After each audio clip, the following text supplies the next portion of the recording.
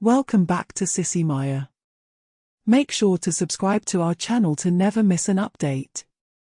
Additionally, consider subscribing to my Patreon to get access to these features, and much more. I said, Casey, pausing to find a polite way to bring it up. You're really well endowed. She glanced over. You just noticed? Yeah, I admitted. And this might sound strange, but were you even female when we arrived? She started to respond sharply. Of course I then froze, mouth opening and closing as if confused. Finally, with more puzzlement than worry, she said, actually, no. When did this happen, and how? I can't remember, I said. I only just noticed you've changed, but I can't recall when. Dana had overheard and came over, scrutinizing Casey. That's odd. I remember Casey as a man, now a woman, but I don't know when or how the change occurred. What's? I cut in, a habit I shouldn't have. Dana, do me a favor. Say the word remember again. She looked at me. Remember. Now, this might sound crazy, but I think you pronounce the first M with your lips and then the MB cluster with your other lips. She glanced down at herself. That is strange. How? I don't think you talked like that before, because if half your speech came through your mouth and half through elsewhere, the sound would be muffled by your pants. I'm sure you were wearing pants before. I've never seen you without them. Casey's face lit up with realization.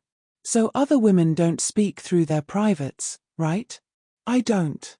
Dana nodded, hesitant at first, then said, I never noticed until you pointed it out. And even now, I can't remember when I changed.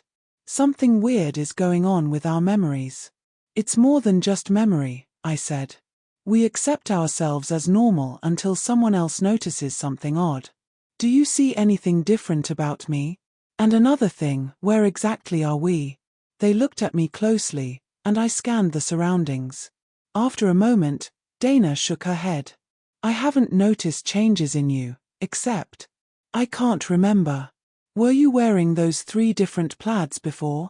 Or when did you change into those clothes? I examined myself. No, I'm pretty sure I wore all black before. And have either of you ever seen plaid shoes on anyone? Maybe on a clown, Casey said skeptically. Now that Dana mentions it, I remember you wore black last time I paid attention, and now it's plaid, but I don't see anything else different.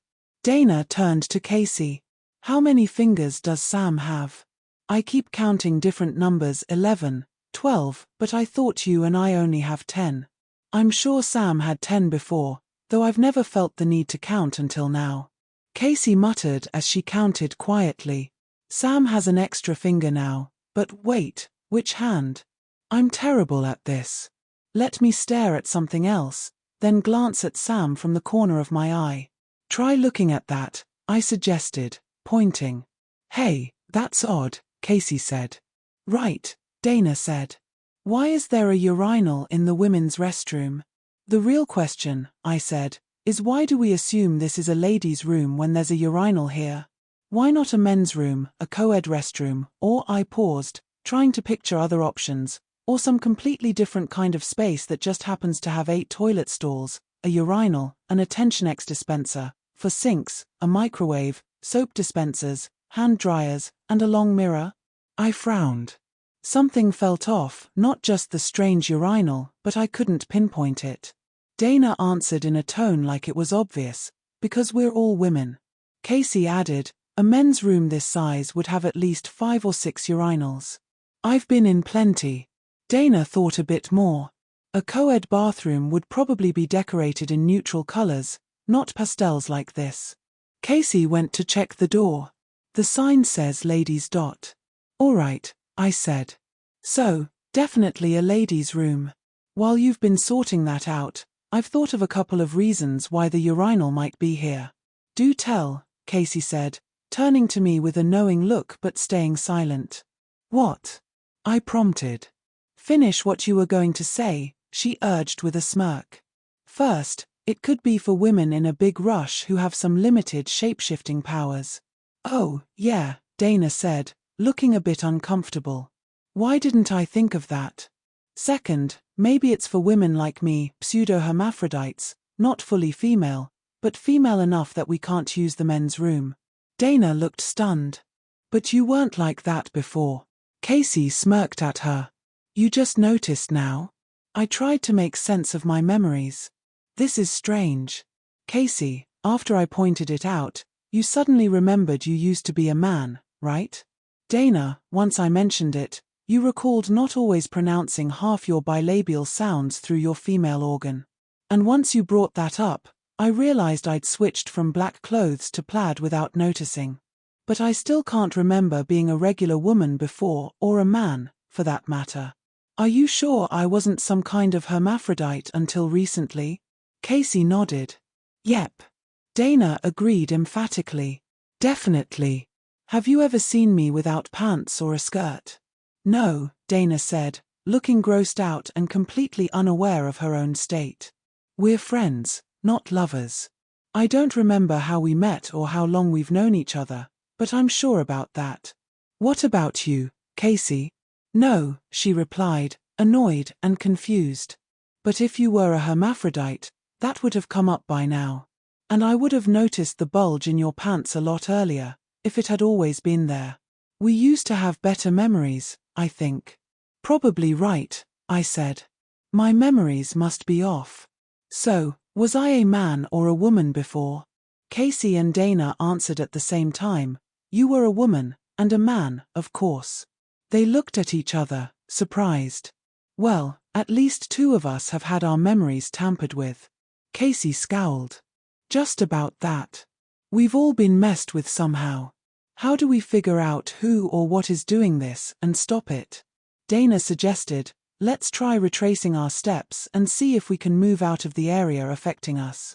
Maybe we'll find more clues if our memories about how we got here don't match. Good plan, I said. First step, we came into the ladies' room from the hall over there, right? Actually, no. Why did we come into the ladies' room at all?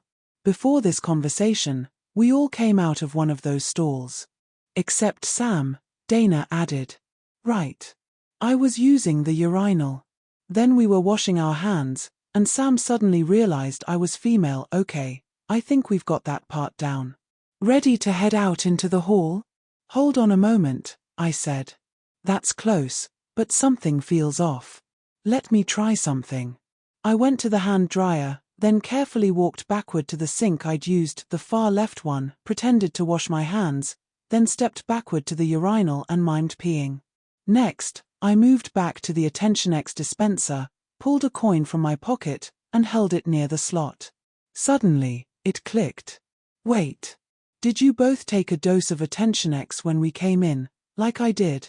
Sure, Casey replied, sounding like, so what? Yeah, now that you mention it, I did, Dana said. Oh, of course. What are you two getting at? Casey asked, frustration creeping in. I was feeling a bit drowsy and missed 2 of the last 5K levels passing my station. You teased me about it, saying it'd be bad if I wasn't sharp during a real attack, so I figured I'd try some AttentionX. Then Sam said she needed a boost too, since her mind wandered during the quiet period. And you said, if we're all taking it, you might as well join, so we don't overtake you in the rankings. Right, Casey said. Now some of this is starting to make sense. But only some. So AttentionX helps us notice things we'd otherwise miss. Check. It focuses our attention outward and makes us so present-focused that we temporarily forget some memories. Check. But there's at least one odd thing it doesn't explain. What? I asked, trying to think what I'd missed. I must have already been a woman before taking AttentionX. Otherwise, why would I have come into the ladies' room with you? When and how did that happen? AttentionX doesn't cause gender changes even with an overdose. Come to think of it, Dana said, frowning, it doesn't make people grow extra fingers or start talking through their female organs either. Back to square one, I sighed. Unless, I slipped the coin into the slot, pressed the button, and examined the packet that dropped from the dispenser. Aha! It's not just AttentionX, it's thiotimolene-laced AttentionX. Casey and Dana looked stunned. Damn, Dana said, That stuff isn't supposed to be in restroom dispensers. It's prescription only. We better mark this dispenser out of order, Casey said, pulling a marker and sticky notes from her purse. I realized she didn't have a purse when we arrived, but now wasn't the time to point it out. And we need to tell Dr. Finley and have him assign someone else to cover our shifts until this wears off. We can't go back like this. Casey suddenly noticed Dana's partial undress. Maybe you should stay here until we check if others are without pants or skirts. We can't tell if the thiotimoline attention X messed with everyone's sense of propriety or just ours. Yeah, you're right, Dana said. I'll guard the dispenser and warn people if the notes fall off. Hurry back and let me know what you find. I will, I promised. Don't forget to join me on Patreon for exclusive content,